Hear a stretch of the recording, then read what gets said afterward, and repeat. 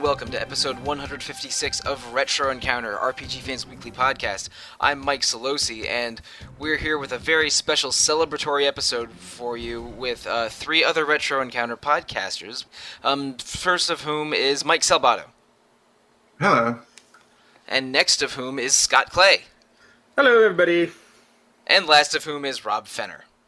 Hello, ready to have adventure stories in halcyon days. Yeah, I said celebratory episode at the beginning because this episode is going to be about Mega Man Legends. We are having 4 Mega Man Legends episodes in a row, with 2 about Mega Man Legends 1 and 2 about its sequel, Mega Man Legends 2.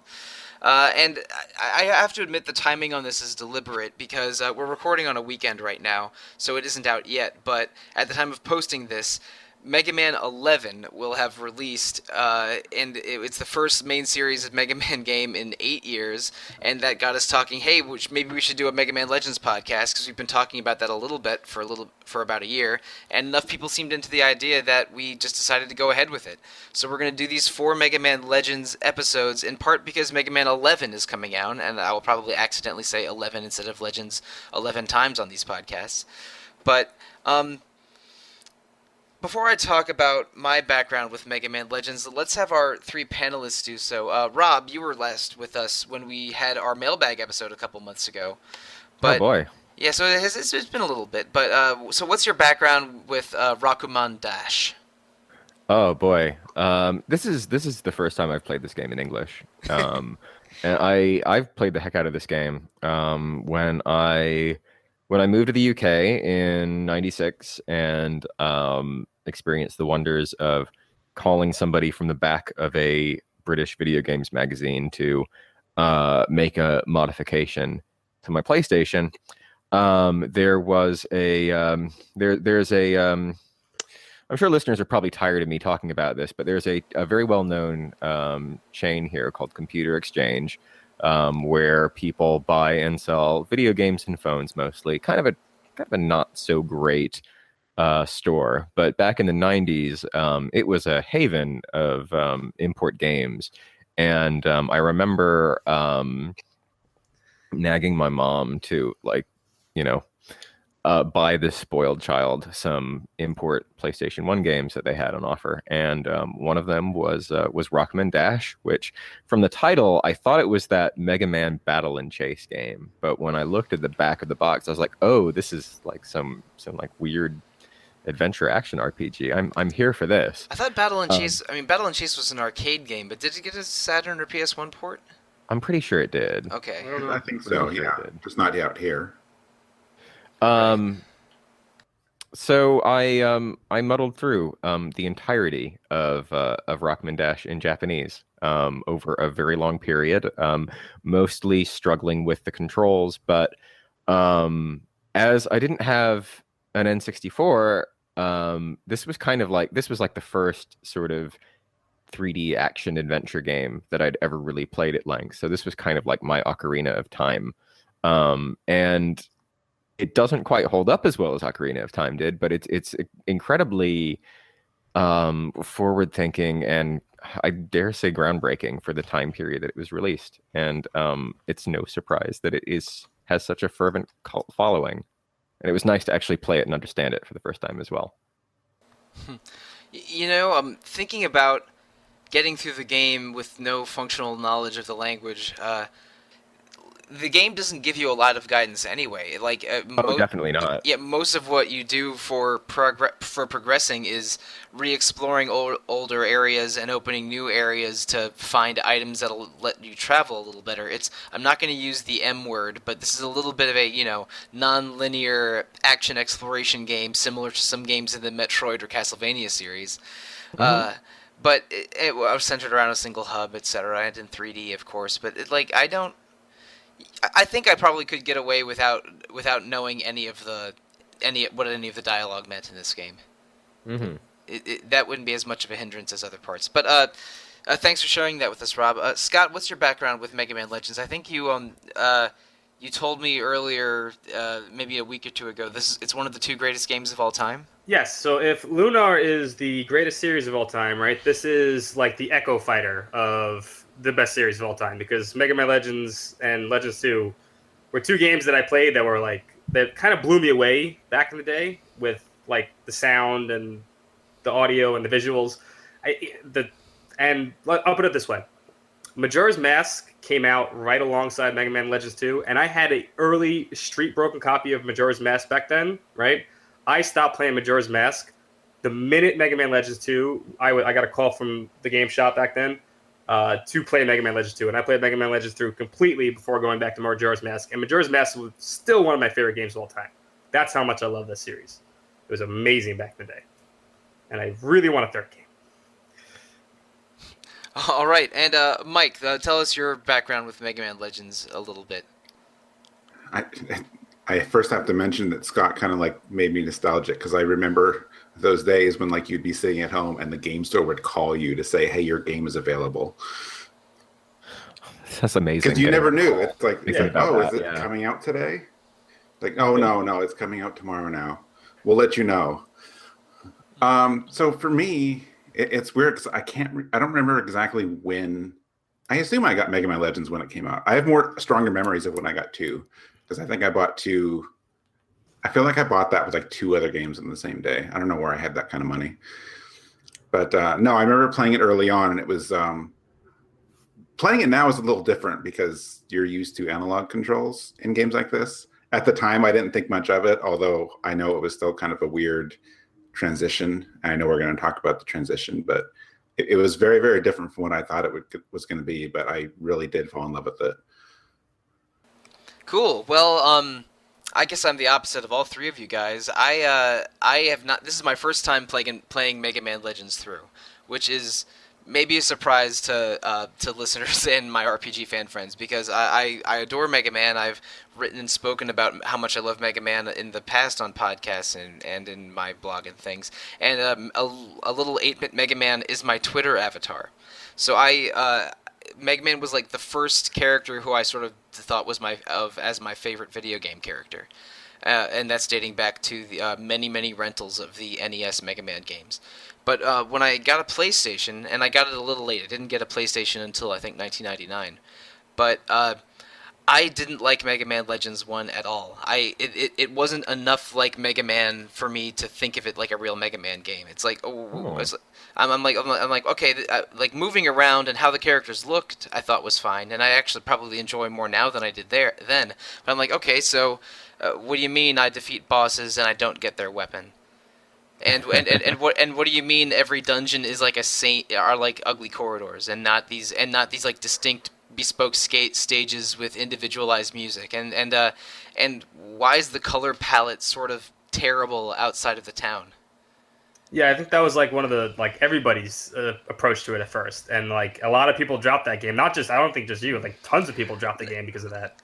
Let me keep this going. Just convince you of how much of a crotchety old man I am. I also didn't like Ocarina of Time right when it came out because to me Zelda games were those isometric games. And Ocarina of Time just felt like an action game with clunky controls. The point is, I didn't like 3D action games for maybe a decade after they came out. Like the first one, I remember thinking Mario 64 was one of the most amazing things I ever saw, but I did not like how 3D action games moved.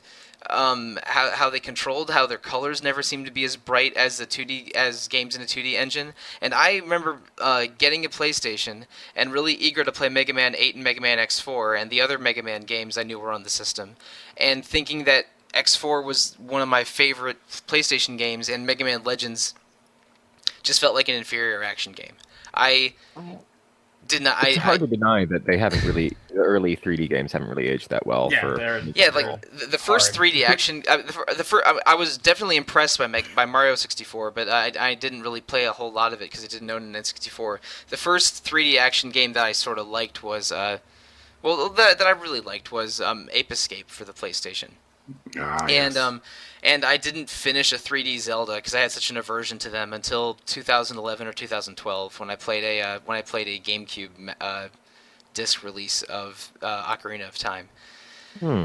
But and this is and Mega Man and Zelda were two of my favorite series, and they still are. But I really had an aversion to their 3D versions for a long time, and this is the first time I am determined to play through Mega Man Legends to the end. And I do have to say I'm not as an opinionated jerk of a preteen anymore. So I have much more positive feelings about Mega Man Legends. I like how lively it is, and the customization options, and I don't dislike the dungeons as much as I did when I was an unusually jaded 13-year-old.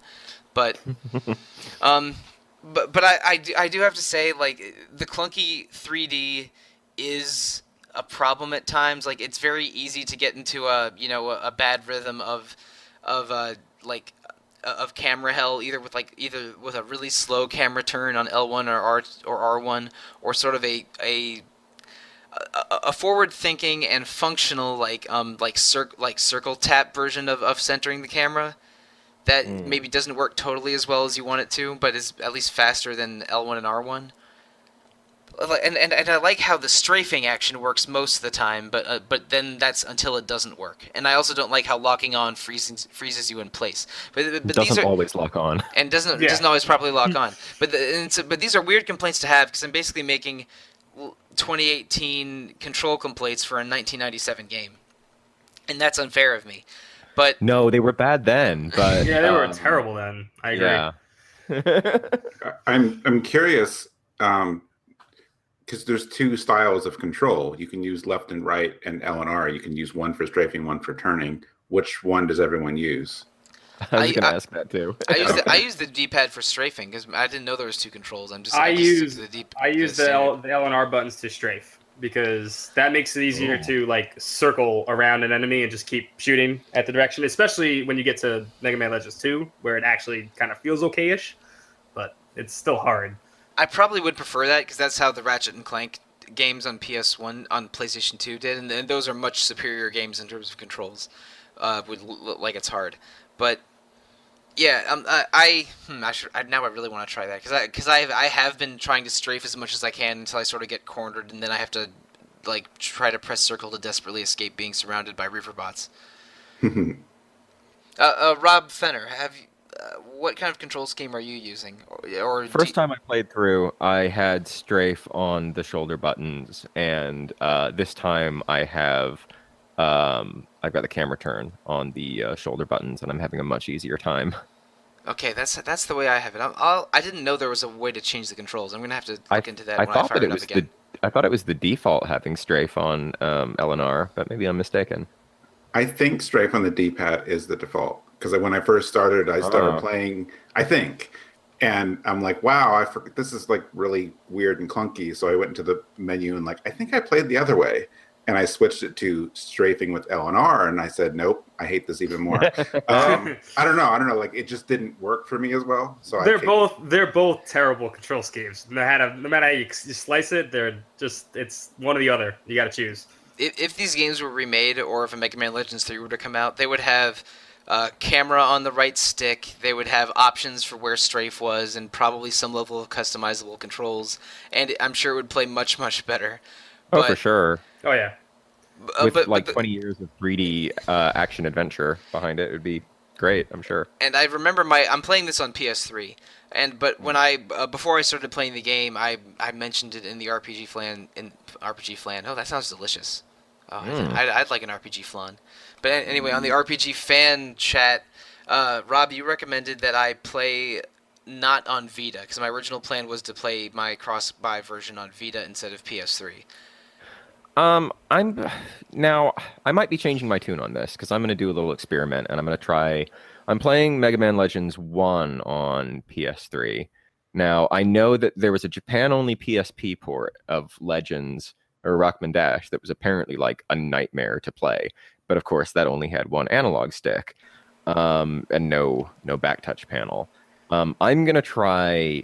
I'm gonna try putting Legends 2 on my Vita, and that allows you to remap controls any way you wish. And I'm gonna see about maybe putting the rotate onto the right stick and seeing how that works. But I haven't yet tried that out yet. Now, in the past, when I play PS1 games on my Vita, I have to very carefully hold the Vita by the edges of it because if I accidentally touch the back panel, it'll interpret that as holding down L2 or R2. Oh wow, I can just almost never get that back panel to work. So Yeah, Now I'm curious if you could do that with like the Vita TV. If you could, po- maybe, yeah, and then just but like play it like if you can map it to the. I didn't even try this. I didn't think about that. That would increase the enjoyment of these games a lot. But I have to admit, I'm playing this now. The thing I find the most charming are the character designs and like stuff. Basically, Roll and Tronbon are very fun versions of the traditional Mega Man role and sort of a traditional Mega Man side villain. Um, I mean, shoot, Tronbon probably deserves to be in the dictionary definition of tsundere right alongside Helga from Hey Arnold. wow, okay. Yes. Wow, that's a really strange but perfect comparison. I mean, in the past, when I've tried to explain the word tsundere to people, I've used the Helga G. Pataki example, and I think it's the best in Western media.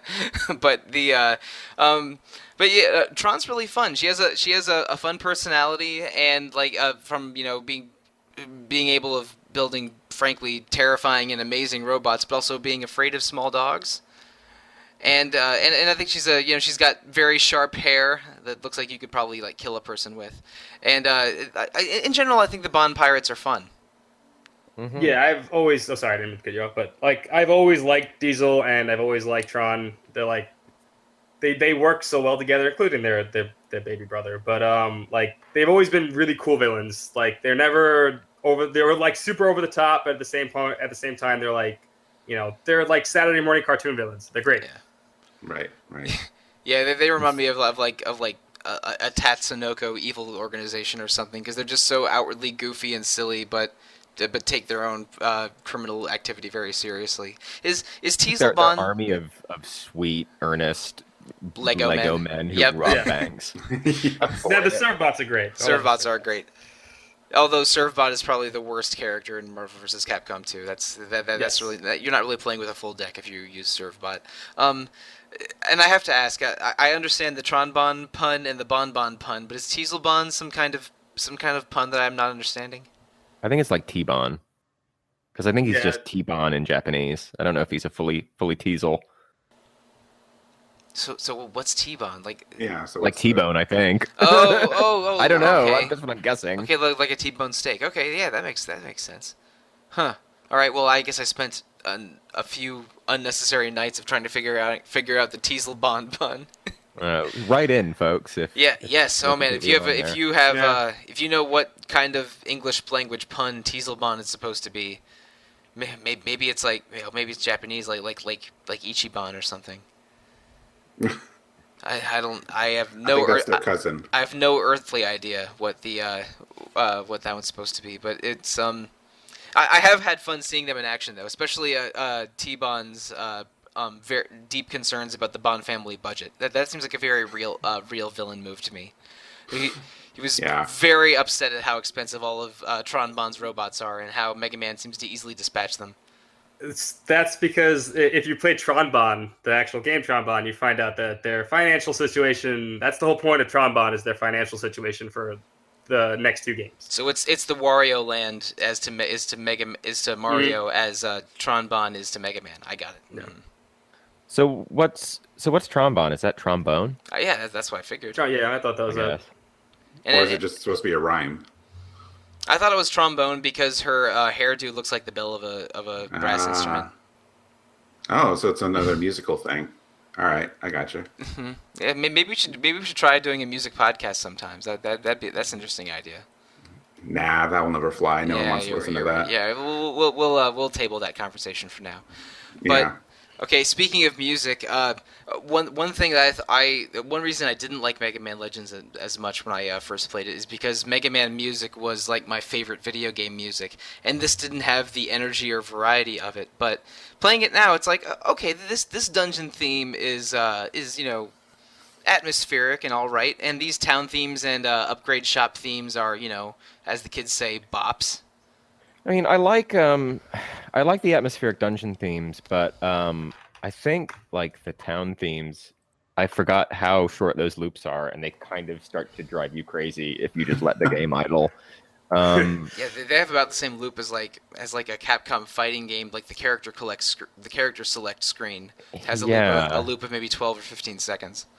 it's one of the musicians who did Mega Man X, so it's Makoto Tomozawa.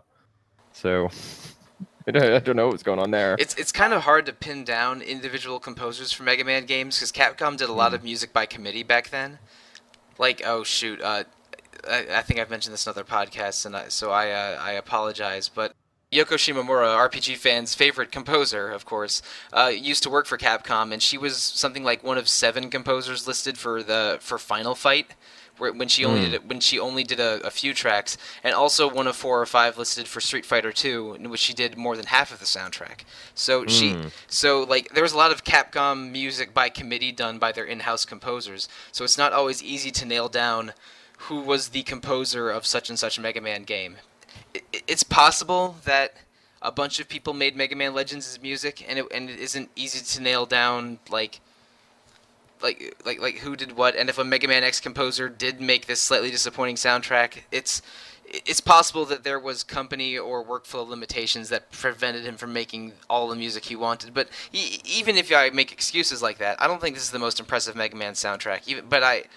And again, the Oh, loops heck are no! It's short. really a series that's iconic for its music, and this one just you know, it's cute, but it's not it's not what you come to a Mega Man soundtrack for. But I think maybe Right. worse than the music, the voice acting is early voice acting, which is to say, not as bad as some other Capcom voice acting on the PS1. But does the sound mixing seem weird to you? Weird to you guys? Sometimes, yeah. I mean, yeah. Because It like It's off. some voices will just be like louder than other recordings, and some will have like the stage music louder than the voice recording. Mm. yeah, I know there's a couple things. I don't remember how many scenes he has, but like not real, like fake Dr. Wiley runs the boat shop. Yeah, yeah, And it's like whenever he talks, he's super low. Like there's some cutscenes, they don't have subtitles in cutscenes, and I wish they did because some of the volumes are a little off. yeah. Yeah, most definitely. A lot of the written dialogue is voiced, but the cutscene dialogue has no subtitles and no written words, which was a little confusing. And it was mostly, I think, deep male voices where they seemed to be too quiet for the soundtrack. And Yeah. I think it was a couple in addition to Wiley, but maybe like the police inspector or something. I am a little bit impressed at how much voice acting there really was. Yeah. Because Mm. even like non-cutscene Yeah, stuff, just you go up to talk to an inspector, like, oh, all of these random side characters are voiced. That was one of the things that I like when I first played the game because like back then it was like you didn't hear stuff like that. You didn't hear voice acting for just little tiny little things like that. And that's one of the things that actually kind of like sucked me in. Like I'm with you on Sollosi that where it never felt like when I first started playing it never felt like a Mega Man game, and I was not going to finish it either. But when I started playing around like that and started listening to stuff like that and hearing stuff like that, I was like, I got involved in it because I never heard anything like that before in a PlayStation game. Like I was used to that in like PC games and like old school PC games stuff like that because they had a lot of voice acting back then, but nothing in a PlayStation game, nothing like this, not in 3D. yeah. The voice acting is not bad in Mega Man Legends. I think it's probably worse in Mega Man 8, Right. which came out a little bit less than a year before Legends. I mean, you can definitely pick up some of the voice actors from X4 and 8, though. Oh I yeah. think I think it's Yeah. like Dr. Light. I'm like, oh, that's the guy that said those horrible Dr. Light lines in Mega Man 8. He's I better in this, though. I do love I think Kiesel's Roll voice. I think Roll has the same voice actress in Mega Man 8 and Mega Man Legends, or at least very similar, if not the Maybe, same. yeah. Maybe. Yeah, Teasel, I like his actor. Yeah, Well, Kiesel's voice actor Very is hammy. yeah, yes. over the top. He's having a good time. I like this. I like all of the side noises that the serve bots make, whether they're like crying after being threatened, or like Or you shoot him. there's a scene where Teasel is basically going on a bit of a rant during like a staff meeting, and the and the Servbot voice bits around it are just great. They're like, "Wow, please don't kill me. This coffee's delicious," and all this, just a bunch of silly They're like stuff. The they're like Servbots are very throwing cute mascot paper characters, and I plane. think their voice work Yeah. is good too. The paper airplane is cute. Yeah. I mean, I think I don't want to overly generalize, but I think the characters and the presentation and the voice acting, like all of it, very very much feels to me like well, an anime like of the time. Like it's kind of 90s anime style. Yeah, it's all Yeah. very much like a cartoon, like when you were Yes. playing the game. Yeah, no, I would say that's fair. It's cartoony, sort of like an anime of an appropriate time. Right. And again, it reminded me of like an old like '70s Tatsunoko evil villain with a mask or something. But then again, that maybe that's me thinking of like Battle of the Planets and Tatsunoko versus Capcom and Yeah. silly stuff like that. It's a little like Yatterman with like the main female villain and the And yeah, bumbling boys. enter two goons. That's exactly the one I was thinking of. I couldn't think of her Yeah, name very though. Tatsunoko. Hmm. Or very Nadia, Secret of the Blue Water. So how do we feel about the? Oh, sorry. Go No, on. go ahead, go ahead, go ahead. Go ahead. I was going to ask how we all feel about the dungeon designs or the experience of that. Um, it is helpful that I have played other games of that time and games with similarly bad dungeon design for Retro Encounter even. Uh, but these dungeons remind me of oh shoot, like a below average corridor RPG, like um. Imagine if you have like the dungeons from a Rogue Galaxy, but with a worse map, and you get confused with the camera, kind of like a Grandia dungeon. Yes. That's a I can't get over the fact that there's not just an overall map. How every time you change Yeah. scenes, it's like its own map. It would be way easier to get around if you didn't have to do that. Yeah, the maps Big are time. segmented and don't really give you any layer difference for different floors. So like it'll be the same position on the map, whether you're at like a high point in the dungeon or a low point. And since there's some areas that have like grates where you're walking over tunnels or falling down floors, makes the mini map not useless, but sometimes more of a hindrance. Yeah.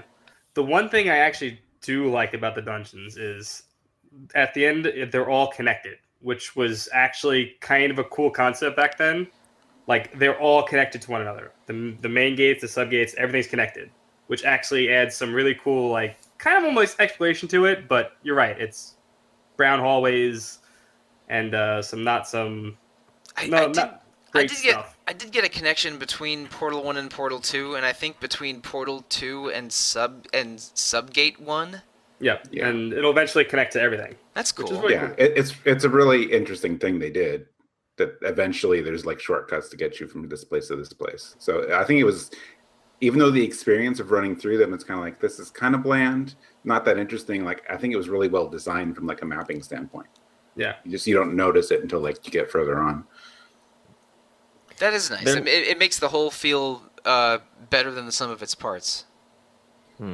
Yeah, I also think the most important thing that anyone should know going into it is look for holes in the wall Yes. everywhere you go, because there's so many important things that you can just totally miss. Yeah, and those textures don't pop very well at all. Like the treasure chests obviously do, but the holes in the wall, I mean, just look like a part of the wall. It doesn't seem like a clear landmark unless you specifically know to look for that, slightly fat banana-shaped blotch. Yes. I like if I was playing this for the first time ever, I probably would have ignored the holes, but I remember just, desperately searching for everything in Japanese and remembering that every hole has a secret. But yeah, looking at it now and imagining it with fresh eyes, I could imagine it not being as intuitive as they hoped it would be. Right. But Scott, you were going to say? Yeah, like a lot of that stuff though, I think is fixed in the sequel.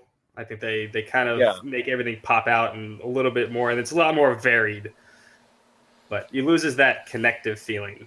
Yeah, I'm impressed with the concept of all the dungeons being like navigable from one single entrance. But I don't love how samey they look. They again one thing I've always found attractive about Mega Man is the stages are always themed, usually around the villain or the weapon or a very generic theme. And this game doesn't really seem to have themed dungeons or dungeons that feel unique at all. It's just Once again, that's something they fix in the sequel. well, I mean, this podcast is about the first one. I know. I'm just so you're excited for the sequel. I mean, People are they excited for have the sequel. they at least have different textures. Yeah. Like Barely. the regular gates are All of Exactly. green and the all other the ones holes are in the wall blue. have identical shapes. Well, And the you can't. subgates are a little different. They're different There's tiny textures. holes, there's big holes. Yes, Yeah. but the layouts are the same, just different Some are textures. green holes and some are red holes. Yes. This hole was made for me. Oh boy. That's an Ito reference. That is making me flash back uncomfortably. Thanks, Robert. You're very welcome. The dungeons in this game are not great. They are pretty bland. I'll give you that. But I do like the contrast of above ground. It's this bright, almost like Ghibli-esque world, and it was like the closest thing to like a cell shaded anime game before cell shading was a thing. And everything is just like bright and lovely and quite upbeat. And then you go underground and you've got like this very sinister soundscape, and everything's kind of barren and desolate. And you're a cyborg and you're fighting robots that are bent on, throwing bombs at you, or kind of these eldritch reaver bots that are just mechanical worms. And it feels like two different games put together, but in a way that's kind of effective.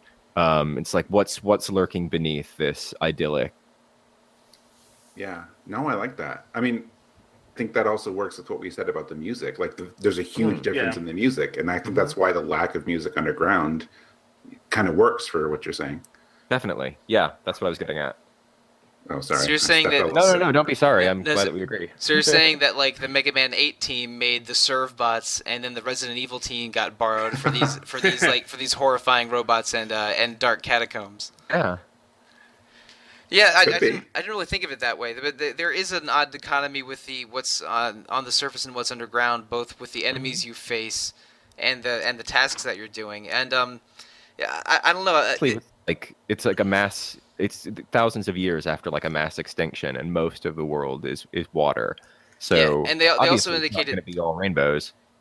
What that the economy for a lot of the world above water is these diggers excavating technology from the previous civilization, these big refractor crystals that Mega Man Roll and Barrel are finding are big finds that could benefit the community and not just be not it's not just treasure hunters looking for treasure.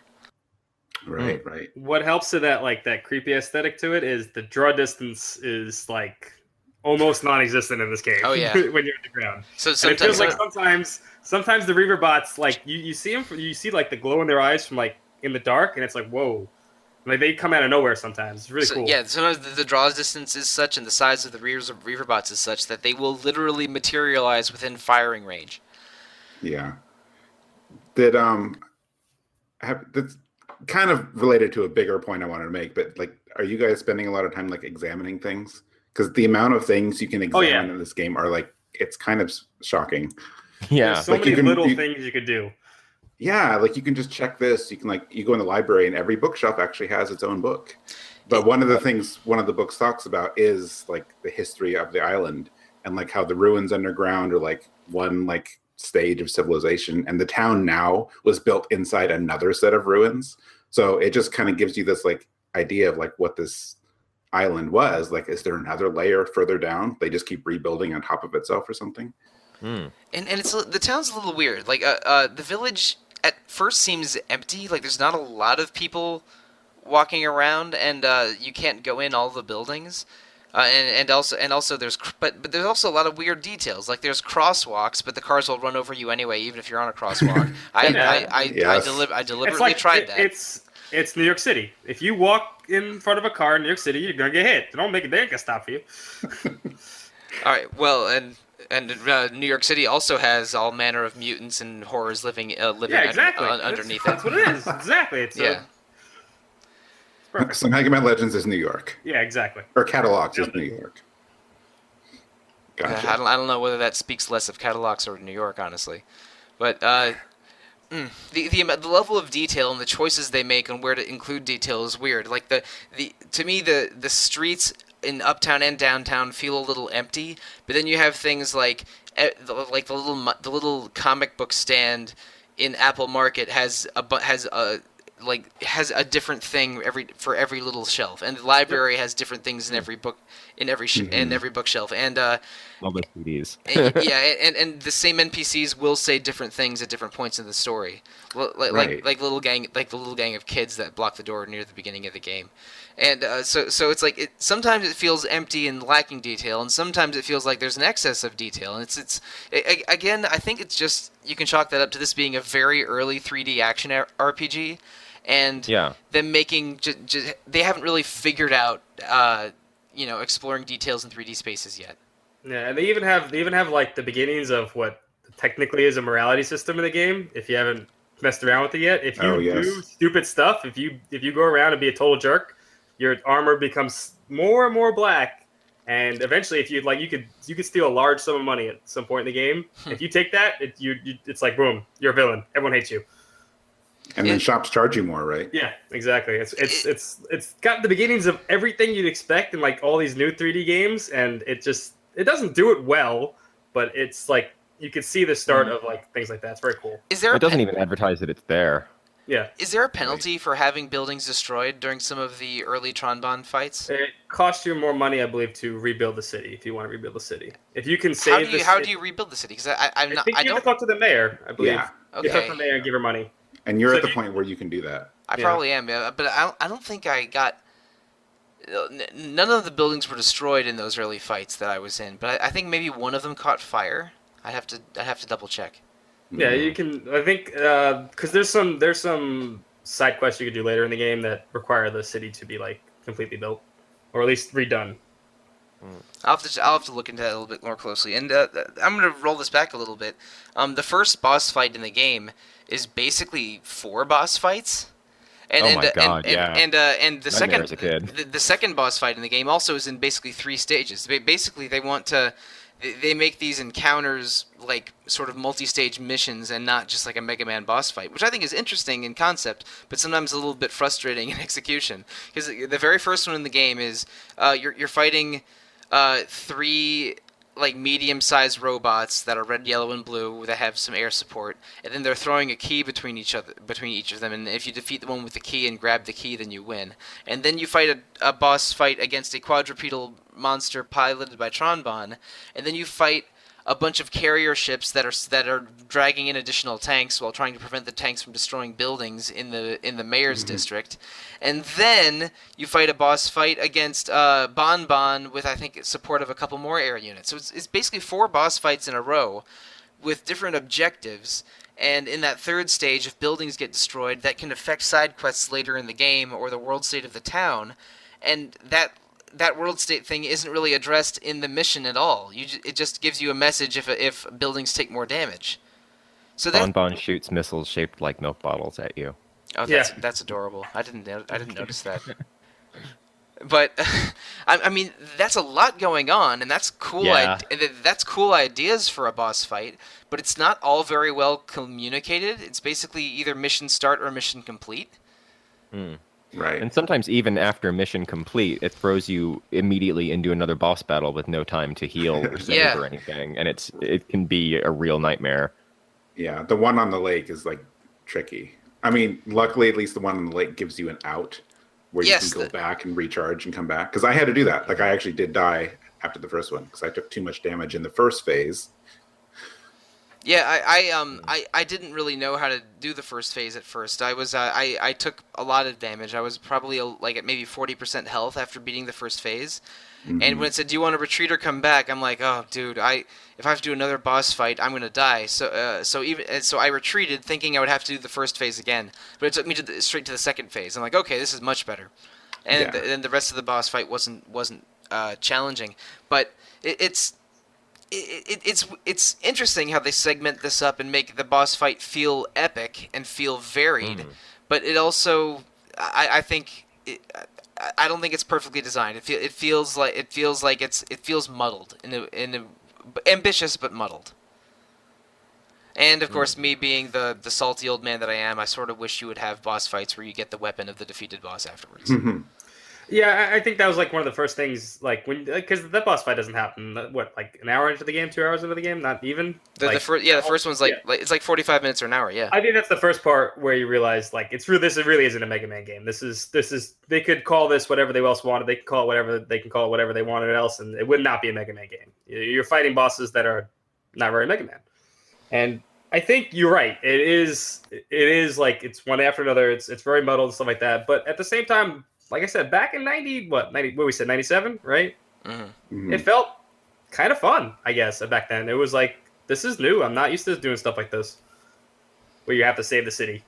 I don't remember a 3D action game where I had to save a city. Hmm. I do like, I mean, even though it's a different system how you get them, I do like the different sub weapons. Even though it's Yeah. really limited, like you have to choose one. And really, for most of the game, once you get the powered buster, like that's all you need for a while. Um, so if you guys aren't using that, you should upgrade that and use that. It's so useful, but looks so ugly. Yeah. It does. It's so ugly. I know. It's so like powerful. If it was blue, come on. it's like the helmet. It's like the helmet. I don't know if you guys picked up the helmet, Yes. but you can put the helmet on. Normally it's really annoying to find the helmet, but you can make the helmet look like regular Mega Man, right? And you kind of want to take it off because it looks ugly. You kind of like Right. Mega Man's weird, like spiky hair. You It's not know, what I'm used to. I thought it was interesting that I found the helmet in a trash can, and then I had to have Roll fix it up. And it's like, this helmet does not look great. Maybe I should put it back in the trash can. Yeah. I the first time playing the game, I don't think I found the helmet. And then, like, subsequent playthroughs, I eventually found the helmet. I'm like, I don't like this. It's in a random trash can, like on the way to I think the third portal. So it is totally Yep. missable. And I mean he's not wearing the helmet on the cover of the game, which I guess is something. But it's like, I mean, I think of Mega Man's helmet teleporting onto his head in the opening menu screen of Mega Man 2, like iconic. It's like they should make him putting on a helmet a thing instead of finding it in a trash can. Yes. I mean, so many of those things, though, like the jump boots and the roller skates, like Oh, the roller skates are so much fun. they're both so. I mean, you need those jump boots, but Yeah, you can't miss them. I love how there's basically an equipable item to triple your jump size. Yes. It's not like it's not like you're adding a double jump like in a Castlevania game where that's like maybe a quarter the size of your jump. Like a small addition. This is like going from an air level to an underwater level in a Mega Man game or something. It's yeah, crazy. right. It's sort of fun and silly, but yeah. I tested it out. One of the outside areas, like you literally jump as high as the trees. Yeah, you can Like climb you in the can clear a buildings. tree. Yeah. You can climb the buildings at that point. You jump on top of them. Basically every building except for like the skyscrapers or the TV tower that doesn't have a grabbable ledge and stuff like that. It's very game changing. I haven't found the roller skates yet because I assume I probably make them from parts in the dungeon I'm Yeah. saved outside of. Yes. Yes. But like having those to increase your mobility sounds great, but also sounds. I'm sure that people can break the textures and go to impossible places in the game, but just because it's of how it's built. The roller skates are just so much fun. It feels like it's like it's like the sound effect I think to it. And it's like you just like kind of like you just kind of take off. It's so Yeah. Well, they have a good, again, for an older game, an early 3D game, like I actually like the weight to them and like the physics behind them. Like they have to warm up for just a second. yeah. I don't know. They have a good feel. Yeah, it doesn't. Controlling him doesn't feel bad. The camera is clunky, and sometimes the aiming is clunky, but he doesn't. It doesn't feel like a weightless doll. He has some mass to him, and he does react mostly sensibly to things like collisions. Mostly, and I'm not giving him a full pass on that. But I have specific control issues, but pressing forward and having Mega Man go forward feels okay, at least. But there's one other thing I want to talk about. The special weapons in this game. I think it's a very cute idea to have sort of Mega Man with a Buster on one hand and weapon on another hand, which is not when usually I think of him having a permanent Buster arm and a permanent hand arm. But the weapons so far are pretty fun. I've mostly been really switching between the vacuum arm and the machine buster, and I've messed around with the powered buster a little bit. But I mean, I have less than half of the weapon wheel filled out. So do the weapons get pretty cool in this game? They do get pretty cool, but it costs a lot of money to upgrade a lot of them. But like we were talking about before, I think before the podcast, you end up using the drill arm like 90% of the time, because if you want to explore the not the sub gates, but the additional gates, right? The tiny gates, you need the drill arm to get through any of those brick walls, and you're gonna You have to can go get to through a the lot other of them. side from like a different gate. You don't Yeah, necessarily have to break Yeah. them down. yeah, but But if I you mean, want Longer. if you want to get like some of the secrets, like then you need to kind of do it. It's and like you feel like, oh well, now I need to go. You hit a wall. You don't want to hit a wall. I think that's what I want. You don't want to hit a wall and go, Yeah. oh, I don't want to go all the other I side. wish I I just had want the to go right arm. through. Yeah. And But since I you mean, can't change them out from the menu, since you have to go to roll, it's Exactly. It's a pain in the too ass. clunky. Yeah. but they stay broken, right? Yeah. Yeah, they stay broken. Yeah. Yeah. So at least you only have Once to you break do them it down, once. you're good. But yeah. Is there going to be a late game boss or something where I wish I had upgraded a certain arm over another arm? No. Oh yeah. Yes, Oh, there will. Well, You're gonna want that Power tracking Buster. missile for the. There's some aerial battles that are awful. For Oh, okay. Yeah, you're right. for Okay. what weapon should I upgrade for that? You'll get it a little bit later on. There's a homing missile Okay. arm. Oh, It's like the right. powered buster, but it shoots homing missiles. All right, Right. that sounds good. Yeah, it is. I'll save up my zenny for it then. If you Yeah. can I figure do out how to like. make the shining laser though, they'll Oh, figure it yes. out, because that makes everything very simple. Yep. The I know one thing I had to do for that lake fight. I don't know. Like I was having trouble this time with that first part because there's so many things and torpedoes firing at you. So Mm. when I died, I went back and I'm like, you know what? I have a lot of money, so I bought two of the Buster parts. So I upgraded my attack and my range by like a ton, and it made that fight so much easier. Mm. So those are fun too. Like if you haven't been like messing with those, the shop does upgrade once in a while and gets you like higher tiers of upgrades. Yeah. I managed to get through that fight, but I really messed up. Like I think I meant to take my powered buster into that seaside mission, and I ended up taking like I think like the grenade launcher. So I was just like impotently throwing balls into the sea that just weren't hitting anything. Story of my life. I remember that the shining laser is Mega Man's super. In Takuma, yeah. It's his super. weapon. It's his super move in Tatsunoko. So I'm interested in that. But I've been using the really just the machine gun and the vacuum most of the time, and been doing fine. But homing missiles, shining laser, drill arm sound like very appealing options. At least I'm looking forward to collecting more. And I did most of this game without a guide, but at one point when I got the jump boots, I realized, oh, I'll be able to go to every previous gate and get something, won't I? I did check a guide for a list of items for that because I didn't want to miss any items. Yeah, there's a lot of things you can miss just not paying attention. Like especially with those holes in the walls where you just like, oh, I walked past this maybe 10 times and didn't notice it the first time. There was at least one important thing that was in a wall, but there was like an enemy guarding it. So I did actually check the wall after it because there was like an enemy that was sitting in this corner ignoring me unless I get near it. It's like I bet he's covering something. Is it those little like disc-shaped crocodile things? Yeah, I thought Yep. I thought it I looked think more I like know what you're talking I thought about. it looked more like a crab or a spider because it was disc shaped and you had to get him Yeah. upside down to kill him. Right.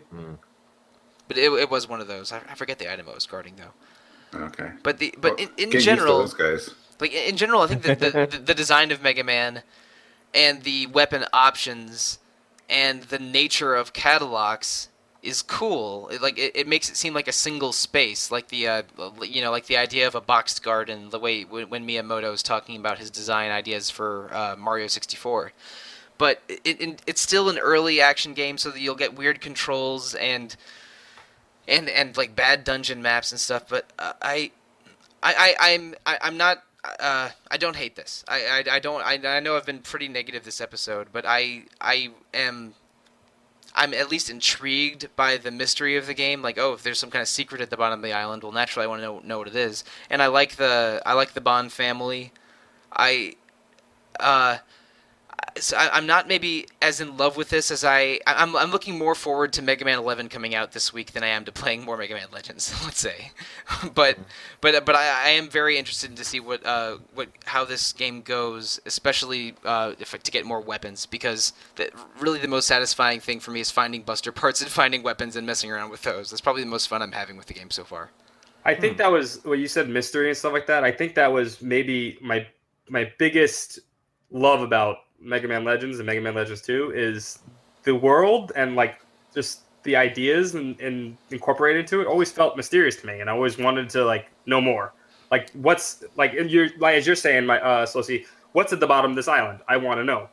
And a lot of games don't do that very well. And I feel like Mega Man Legends was really one of those games I really want to know what's the bottom of this island. And then at the end of the game, you go, I really want to know more. And it is interesting how they incorporate like excavators and diggers and ruins into the lore of this world. Like again, these ancient civilizations and their technology is central to the economy of the world. So like it's a Mega Man game about digging for buried treasure and exploring ancient ruins. So at least they made at least that's a gameplay hook. I want to know what's at the bottom of the island. I like the first 4 words that the narrator says at the beginning of the game: "A world covered in endless water." I want to know. I want to know about Waterworld. I want to know about Waterworld. I do have to admit, even though it did feel a little dated, but I did watch that entire opening cutscene because like they're like maybe it's the sea sounds, maybe it's the very clear narration, but I'm intrigued by this opening narration. Like, go ahead, just serenade me with your words. 1997 video game. I'm not going to disparage the guy that really the actor is, even though I really feel like the Capcom actors at that time, I'm not sure if they were actually actors or just people in the office, which is, again, it has a cuteness to it, but he really, really hams it up in that opening. Oh yeah, no, I couldn't resist though. I'm like, okay, I got a world covered in endless ocean. It's like, all right, hit me. What you got? Yes, I think all the stuff we keep talking about, like all of these things are exactly why it doesn't feel like a Mega Man game at all, because you don't play any other Mega Man game for like the story and the lore and all that, or the exploration. Speak for yourself. I was very invested in saving Zero in Mega Man X2. Okay. Very invested. I was too. Don't get me wrong. Like the way the story was going in X5, like I was really, really excited about that, and then what happened after, we don't need to talk about. A meteor is about to hit the Earth, and the closer you get items to the meteor hitting, the better the items are. It makes sense if you play. No, it doesn't. Okay, and the meteor will stop falling if you defeat these 2 robots, but we won't tell you which 2. Yes. Oh my god, I forgot that was even a thing. Mega Man X5. No, that's X5. And also we've named all the robots after the musicians of Guns N' Roses until 2018. Until 2018. Okay. Yes. Okay. All right. Well, Burn Dino Rex is cooler than Matt Trex. All right. But Axel the Red is probably cooler than Spike Rose Red. Duff McWhalen. Duff McWhalen is cooler than Tide Whale. I agree. Yes. Or Tidal Whale, I think. Mega Man X5 is. The word choice of the localization of Mega Man X5 is its own podcast. Somebody was having fun. Oh yeah. I think it was like the boyfriend of the translator was a big Guns N' Roses fan, so she basically named them all after Guns N' Roses. That's what I've heard. That I have heard a similar story. It's the significant other of someone that was in control of the localization of that game. Yeah. Wow, what power! Mm-hmm. Yes, but does time for us to tap Steven and The other great localization question of the 90s though is in one of my favorite 90s fighting games, Garou Mark of the Wolves. There was a character named Marco Rodriguez in it, but someone at SNK USA was named Marco Rodriguez, and they felt weird having his name in the game, so they renamed that character Kushnud Butt. Yes, they did. And I do not know. I don't object to them renaming him for that reason. But why Kushnud Butt? That is so baffling to me. Sometimes we demand answers that we can never get. Yes. Agreed. That was a tangent. Yeah, and I mean, why did they change Rockman Dash to Mega Man Legends? I don't know if I have a great answer for that either. Or Mega Man 64 if you're playing the worst version. Actually, I actually understand the term legends because there's always legends about the island. Yeah, that I'm kind of makes actually sense. more curious about what the dash was supposed to mean. It's an acronym. It's because the real reason is that Japanese developers and Japanese people love random English words because they sound kind of cool. Okay. But it's an acronym for Dig Outer in Dig Outer Adventure in Halcyon Days. Wait, there's an S in there as well. I've written it down. Okay, now Dig Outer Adventure Story in Halcyon Days. Holy crap! I Okay. never knew that. okay, now That's I didn't awesome. know that either. I think that must have been created after the fact because I always assumed that it was because Street Fighter 2 Always fighting games with you, isn't it? okay, look, Street Fighter 2 is made by Capcom, but the versions that were usually called turbo versions in the United States were Street Fighter 2 Dash. Ah, And so they Okay. did that for I think two But versions of this Street isn't like a Fighter 2. Maybe it turbo. could be both. It could So- be like I think my guess is they probably wanted it to be Dash like one of the Street Fighter 2 expansions, but then And they then they created gave it an acronym. then they But- came up with a crazy acronym for Dash. Yeah. Well, I have my copy right here, and it says Dig Outer Adventure Story in Halcyon Days on the box. oh, you go. okay. That's So, crazy. but I definitely think that they came up with Dash first, and like, let's make this stand for something. Yeah, Yeah, I would. that Yeah, sounds you right know, to me. you'd have to. Kind of like how they came up with Junker for Snatcher, and then that just made no sense at all in Japanese. It took Jeremy Blaustein to actually turn it into something that was parsable. Wow. All right. Yep. I did not know that one. Japanese people's love of random English words is, everlasting. Yep. All I mean, right, they could have called it something else, but that would be a spoiler. So I'll wait till we finish the game. Oh, okay. Well, We won't be finishing Yeah, the game they until could've. next week. So if there's meaning behind that very vague phrase you made, I won't know yet because I have not gotten to the end of this game yet. But that's why I kept it vague. Yeah. all right, if we're having vague teasers for the next episode and talking about Dig Outer Adventure Story Halcyon Days, maybe we're at the end of today's episode. We might be. I think so, but we didn't All talk right. about the music story yet. Oh my There's a gosh, music store. the Yes. pop music, the pop music. It's so that's the first thing. This is my last little tangent, and then I'll let Okay. you. But it's one of the first things when I played through this game again that really made me appreciate what we talked about earlier. Like one depth. second though, is it uptown or downtown? Because I'm not or It's in the market. It's in the market. It's an It's an Apple Market. Okay, It's just this little CD store, and I walked in there. I'm like, there is so much stuff packed into this game. You can check the posters, you can check this, and then you can sample all these different little CDs. I'm like, why is there so much here? There's no other reason to be in there. It's just one of those little touches I thought was really, really impressive. Is it unlockable What? right at the beginning? Like, yeah, is it- you Oh, can- yeah. Yeah. Yeah. How did I miss that then? Well, I mean, bunch there's of so many stories. little markets. Yeah. I must have gotten caught up reading the comic books and then moving the story along. It's so strange. It's just like all this like little meaningless attention to detail for world Yeah. building. But It's Yes. there isn't something. anything It's there isn't great. anything that detailed uptown or downtown though. No, there's not. No. So it's like I mean, it's maybe Everything's packed in the Apple Market. maybe their ambition was to have the entire town as dense as Apple Market, but they ran out of budget or time. Maybe. Yeah. Well, there's the library. The library has some depth Yeah. to it too, but Mhm. there's a lot going on in that little And the Apple TV market. station. Yeah, there's a Oh, TV yes. station. There's side quests at the police station and the hospital as well. Yeah. Oh shoot, I forgot about those. I don't think I did go into the hospital, What- but I what do didn't you- really do any side quests though. What do you get from those? You get parts from the police station Yeah. quests, and I haven't Oh. done the hospital this time. Oh, I better go do that then. I should at least try them because haven't done it. I did briefly visit those buildings, but I haven't done any side questing, so I'll have to check that out before. I think the side finish quests this week. unlock a little bit late, so Yeah. Can I say one more thing before we close it up? I wanted to. Maybe we just didn't go over it, but for a 1997 game, the facial animations in this game were actually pretty amazing.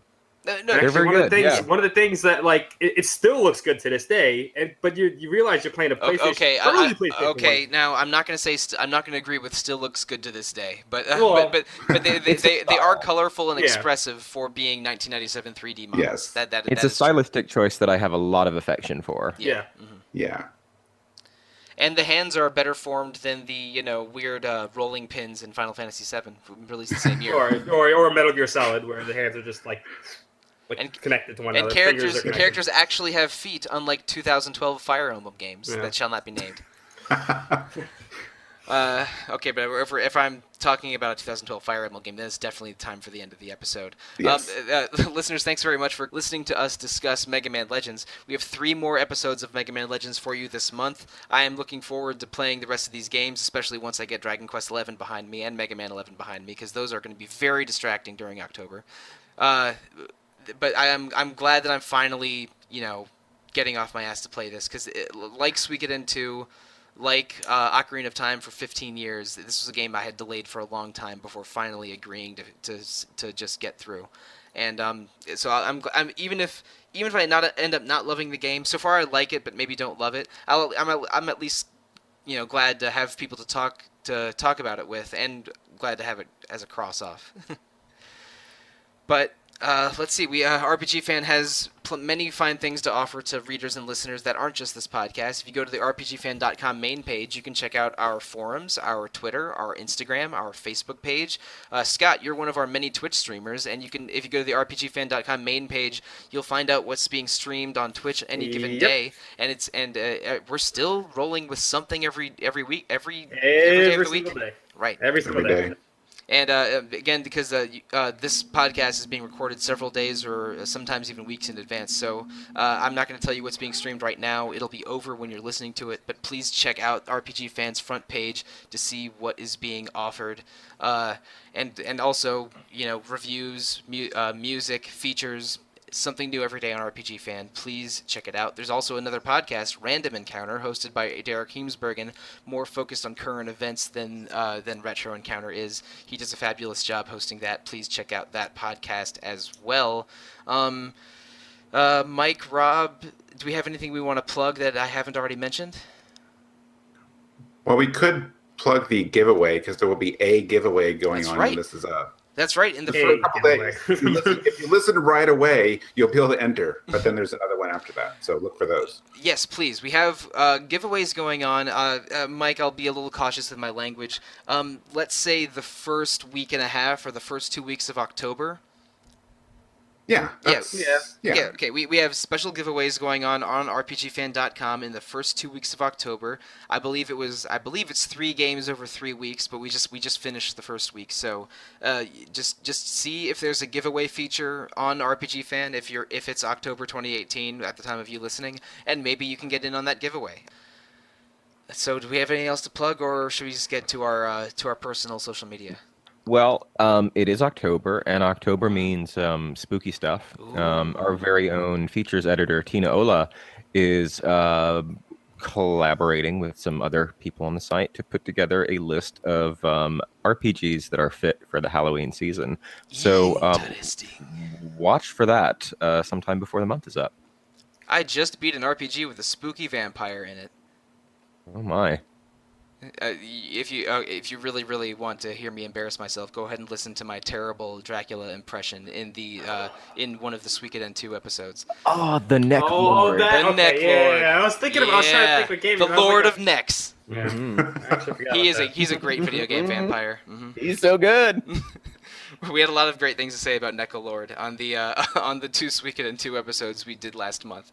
Those were a lot of fun. But yeah, we have spooky features. We might even have a spooky podcast in our future. But for the time being, it's going to be 4 episodes in a row of Mega Man Legends. Mm-hmm. Okay, so Scott, how can listeners reach you through social media or the website? I don't use social media at all, so you can actually reach me on Discord, or you can find me on the Twitch channel. We stream every day. Lots of fun. We have fun together and chat and everything else. And you can talk to me directly, all the time, anytime. But social media, you're never going to find me on social media. So. Got it. Mike, how can listeners reach you? Well, I am on social media, although I've gotten really, really bad about using Twitter lately. So technically, you can message me at Valkyrie Studio, all one word, even though it's 2 words.